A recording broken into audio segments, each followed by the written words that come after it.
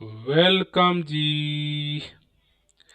आज हम सिर्फ एक शेयर के बारे में बात करते हैं जिसने आज मार्केट कंप्लीट होते होते वह 15वां मोस्ट वैल्यूएबल स्टॉक्स बन गया। सो कौन सा है और उसका रिटर्न क्या है और उसका बिजनेस क्या है, हम देखते हैं। सबसे पहले हम उसका चार्ट देखते हैं। तो इसका चार्ट हम देखें। ये स्टार्ट हुआ है 1 year, 2 year, 3 year, 4 year, 5 year back. Almost 4 year complete हो चुका है और 4 ईयर में इस स्टॉक्स ने 664% रिटर्न आपको दे चुका है। और अब इसका चार्ट देखो, कितना decent and really investing chart. आप देखो कंटिन्यूअस बेस पे आपको अप डायरेक्शन में, अप डायरेक्शन में, अप डायरेक्शन में, अप डायरेक्शन में जाता हुआ नजर आ रहा है। तो ऐसे चार्ट को लॉन्ग टर्म्स इन्वेस्टमेंट पर्सपेक्टिव से आप जरूर प्लान कर सकते हो। और ऐसे ही चार्ट फंडामेंटली स्ट्रॉन्ग्स स्टॉक्स के इंडिकेशन है। अब कभी भी एक सबसे बेसिक तरीका होता है कि किसी भी स्टॉक को आप कैसे मानेंगे कि फंडामेंटली स्ट्रॉन्ग से। तो फर्स्ट बेसिक क्राइटेरिया है कि उसका आप चार्ट पैटर्न देखिए, लॉन्ग टर्म्स का मैक्सिमम चार्ट पैटर्न। और वो चार्ट पैटर्न लुक लाइक एक सिंपलेस्ट वे के थ्रू बन रहा है। दैट मीन्स कि वो एक क्राइटेरिया होगा कि वो फंडामेंटली स्ट्रॉन्ग शेयर्स है। और उस फंडामेंटली स्ट्रॉन्ग शेयर की क्राइटेरिया में ये स्टॉक्स है, ये स्टॉक्स फंडामेंटली स्ट्रॉन्ग से।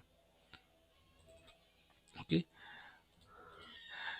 इफ अगर इसका हम कंपेयर करते हैं कि जिस सेक्टर में काम करता है और जिस सेक्टर के साथ क्या इसका परफॉर्मेंस रहा, तो इस पिछले 3 साल में इस स्टॉक्स ने करीबन वेरी अप डायरेक्शन में ट्रेंड बनाया है।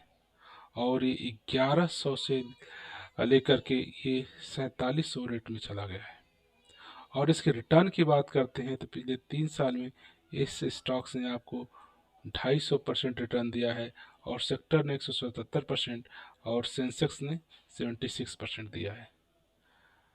इस स्टॉक्स को अभी 5 ईयर कंप्लीट नहीं हुआ है, मात्र 3 साल में इस स्टॉक्स ने कंटिन्यूअस ग्रीन में रिटर्न दिया है और हमेशा सेंसेक्स को बीट किया है। सेंसेक्स ने एक सप्ताह में 1%, इसने 10%, एक मंथ में इसने 19%। अगर एक साल की बात करते हैं तो 129%, और 3 साल की बात करते हैं तो 255% का इसने रिटर्न दिया है। सो इस स्टॉक ने सेक्टर को बीट किया है, सेक्टर को बीट किया है और साथ में सेंसेस को बीट किया है। और इसने 255% रिटर्न दिया है और सेक्टर ने 177 और सेंसेक्स ने ओनली 76।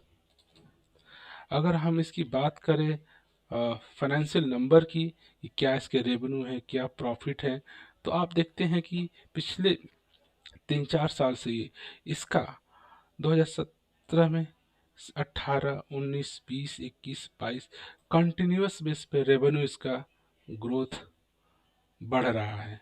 आप देखोगे यहाँ पे 11,000, 15,000 crore, 20,000 crore, 24,000 crore and still going on. अगर हम इसकी बात करते हैं नेट प्रॉफिट की, क्या क्या हिसाब है, तो नेट प्रॉफिट देखते हैं तो 2017 में इसका 491 था, 2018 में इसका 787 था, और 2019 में बात करते हैं तो 902 था। और इस तरह से इसका प्रॉफिट भी कंटिन्यूअस बेस पे आप ग्राफ से रिप्रेजेंट कर पा रहे हो कि अप डायरेक्शन में ही है। अगर हम बात करते हैं इसके क्वार्टरली सेल्स की, तो क्वार्टरली सेल्स भी दे मेंटेन द ग्रोथ।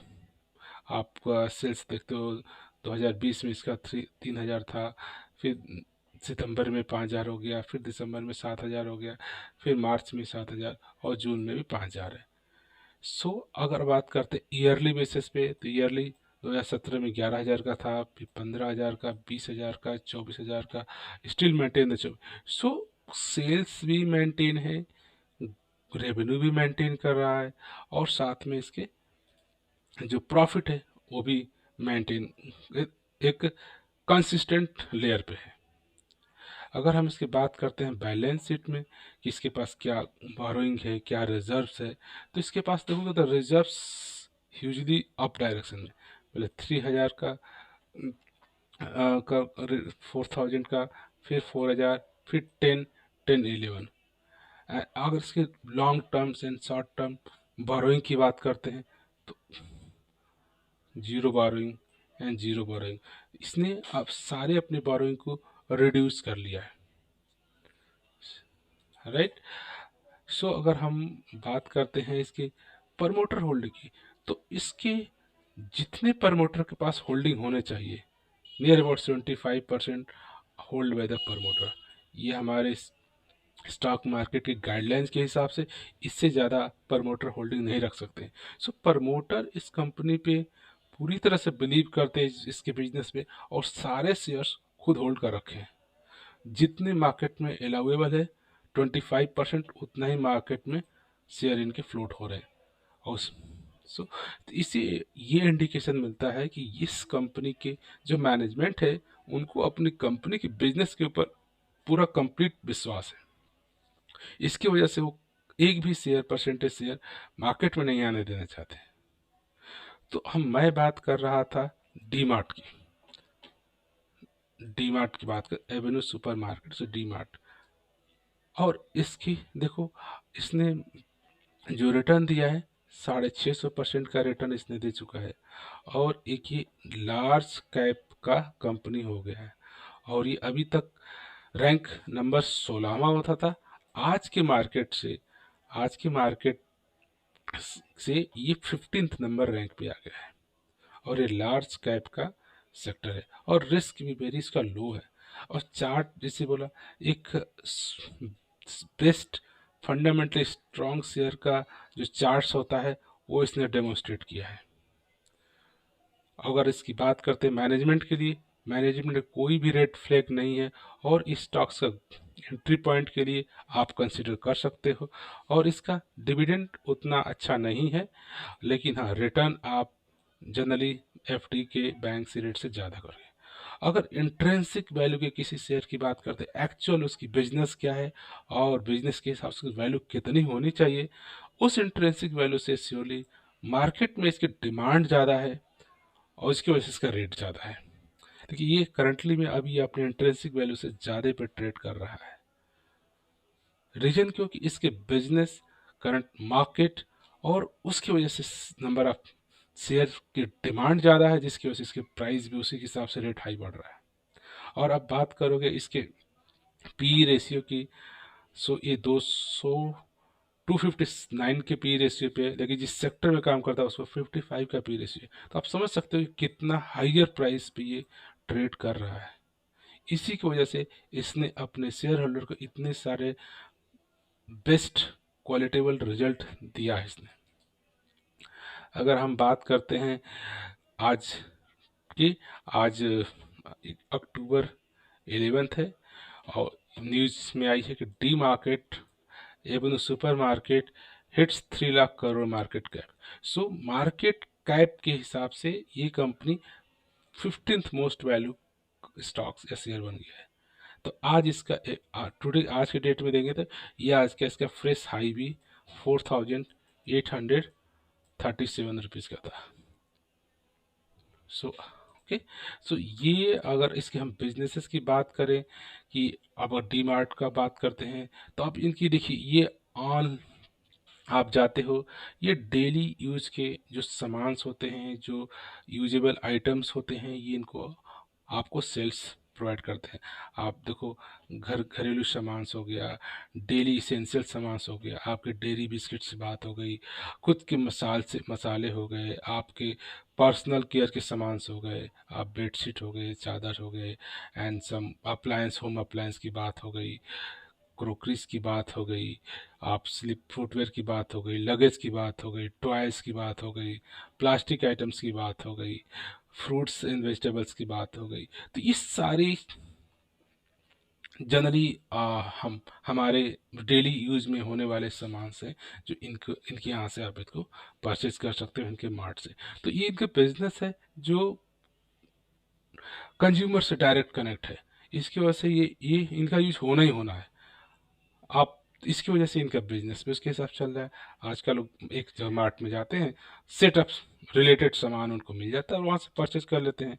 तो ये वेरी आजकल डेट में बड़ी कन्वीनियंस वे हो गया है कि आप एक मार्ट में गए और वहाँ से रिलेटेड सामान आपको ऐसे इस तरह से ये लोग प्रेजेंट करते हैं कि आपको कस्टमर के नीड को लोग समझते हैं, पहचानते हैं और उसके हिसाब से सामान का अरेंजमेंट करते हैं और आप उनके सामान को उसी ऑर्डर्स में आप लेते रहते हो। और जितने सामान बिकता रहेगा इनका बिजनेस ग्रो करता रहेगा, ग्रो करता रहेगा। और ये डी मार्ट की जो मैनेजमेंट है ये मोर फोकस्ड है the way they are targeting to customer. और उसके हिसाब से कंपनी बिलीव करती है कि इस बिजनेस को और आगे ग्रो करेंगे। लॉट्स ऑफ स्टोर ये लोग खोलेंगे, जिसकी वजह से ये जो उनका मैनेजमेंट का टारगेट है, जो मैनेजमेंट का पर्सपेक्टिव है, उसके हिसाब से उनका ग्रोथ भी शेयर मार्केट में दिखता है। इसीलिए इसका प्राइस भी मार्केट में हाई वैल्यूएशन पे मिल रहा है। अगर हम बात करते हैं कि इसका एक्चुअल में इंट्रेंसिक वैल्यू की जो बात करते हैं क्या होना चाहिए, अगर इंट्रेंसिक वैल्यू की और कंपेयर करो और इसके एक्चुअल मार्केट प्राइस देखो, मार्केट प्राइस जब से मार्केट में लिस्ट हुआ है तभी से इसकी मार्केट प्राइस हाई पे चल रही है। और इसकी देखोगे जो बुक वैल्यू है और इसकी जो एक्चुअल इंट्रेंसिक वैल्यू है वेरी वेरी लो। लेकिन जब से लिस्ट हुआ ये ऐसे सेगमेंट में काम कर रहा है जो इसके बिजनेस ग्रो पे ग्रो होते जा रहे हैं। इसकी वजह से ये अपने इंट्रेंसिक वैल्यू से हमेशा ज़्यादा प्राइस पे ट्रेड हो रहा है। अगर हम बेसिक सवाल की बात करें, क्या इसमें हमको लॉन्ग टर्म्स के लिए इन्वेस्टमेंट करना चाहिए या नहीं करना चाहिए, तो इनके जो एवेन्यू सुपरमार्केट डी मार्केट है ये फंडामेंटली वेरी स्ट्रॉन्ग बिजनेस है, स्ट्रॉन्ग फाइनेंशियल डेटा है।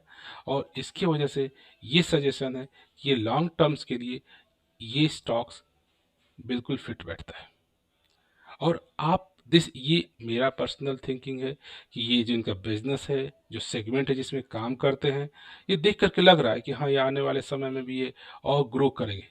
आपका पर्सपेक्टिव क्या है? जो डी मार्ट का जो बिजनेस है, जो कि आपको मार्ट्स के अंदर सारे रिलेटेड सामान्स आपको ये लोग सेल करते हैं, परचेज कराते हैं और कस्टमर खरीदते हैं, तो इनके बिजनेस को देख करके आपका वैल्यूएशन क्या है?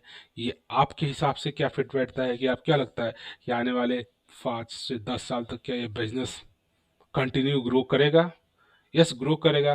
तो इसका चार्ट ऐसे ही जा रहा है तो आप किसी पीरियड में आप एंट्री कर जाओ और श्योरली वो ग्रो करेगा। लेकिन आपको लगता है कि अगर ये आने वाले 5 या 10 ईयर तक इसका बिजनेस सरवाइव नहीं करेगा, ये नहीं चल पाएगा, तो श्योरली यू कैन ड्रॉप इसको, आप कैंसिल कर दो, आपके लिए नहीं है। सो ये आपका जजमेंट है कि जजमेंट कैसे लेना है कि आप बिजनेस को देखिए कि कंपनी क्या करती है और क्या उससे आपकी थिंकिंग क्या बनती है उनके काम को लेकर के, उनके मैनेजमेंट को लेकर के और उनके फाइनेंशियल नंबर को लेकर के, क्या फाइनेंशियली स्ट्रांग कंपनी है कि नहीं। तो फाइनेंशियल पर्सपेक्टिव, मैनेजमेंट पर्सपेक्टिव, जो डेटा जो भी इंटरनेट पे अवेलेबल है उनके हिसाब से कंपनी स्ट्रांग फील हो रही है, जिसकी वजह से आप सोच सकते हो। अब नॉर्मल क्वेश्चन होता है कि कोई भी स्टॉक करते हैं तो आप ओवर वैल्यू खरीद रहे हैं या अंडर वैल्यूड है। ये श्योरली स्टॉक ओवर वैल्यूड मिल रहा है। और इसकी बात करते हैं इसकी एक्चुअल कितनी वैल्यू होनी चाहिए, इंट्रेंसिक वैल्यू, तो कुछ फार्मूले होते हैं। इस फार्मूले के ऊपर अगर ये डिवाइड किया जाता है कि जैसे फेयर वैल्यू, कुछ किस फार्मूले सेल्स के ऊपर, एबिटा के ऊपर, सेल मॉडल के ऊपर, तो इनसे कैलकुलेशन करने के बाद इसकी करीबन इसके 2000 के आसपास वैल्यू आती है और ये 4000 में ट्रेड हो रहा है, 5000 कह सकते हो। तो अगला क्वेश्चन था कि ये क्या आप जो स्टॉक खरीदने जा रहे हो ये प्रीमियम और डिस्काउंट में मिल रहा है। देखिए बिजनेस सही है, फंडामेंटल स्ट्रांग कंपनी है, तो ये श्योरली आपको प्रीमियम वैल्यू में ही मिलेगा। ये ऑलमोस्ट 100% से ज़्यादा प्रीमियम वैल्यू पे मिल रहा है आपको। तो ये आपको जस्ट इवैल्यूएशन करने की ज़रूरत है। आपको अपने लेवल पे थिंक करने की ज़रूरत है कि जो एवेन्यू मार्केट है, जो डी मार्केट या एवेन्यू सुपर मार्केट है, इसका बिजनेस कैसा लगता है आपको, और ये क्या बिजनेस आपको लगता है कि आने वाले 5-10 साल में इसी रेट से ग्रो करेगा, और इसका मैनेजमेंट कैसा है। आप किसी भी कंपनी का, आपको 5 से 10 साल का नज़रिया है और लगता है कि ये बिजनेस ग्रो करेगा, तो आप किसी भी टाइम पे, जैसे आपके पास फंड अवेलेबल हो, आप मार्केट में एंट्री ले सकते हो। अगर आप लॉन्गर पीरियड आपके टाइम के लिए सोच रहे हो, तो उसके लिए कोई प्राइस वैल्यू नहीं रहता, प्राइस मैटर नहीं करता है कि किस प्राइस पे आप ले रहे हो। आपके पास जब आपने एनालिसिस किया किसी स्टॉक्स को, वो फंडामेंटली स्ट्रांग लग रहा है और लग रहा है कि 5 से 10 साल तक की इसकी वैल्यू बनी रहेगी, तो आप उसको कहीं भी एंट्री लेकर के जितना परसेंट का प्रॉफिट चाहते हैं उतना परसेंट का प्रॉफिट बुक करके आप बाहर आ सकते हैं, या ज़्यादा प्रॉफिट चाहिए तो आप उसको छोड़ सकते हैं। हाँ, लेकिन बिजनेस को समझ करके देखिए कि वो चलेगा कि नहीं। अगर वो चलने वाला है तो आप सोच सकते हैं। Okay, from this note I would like to say thank you for watching this video.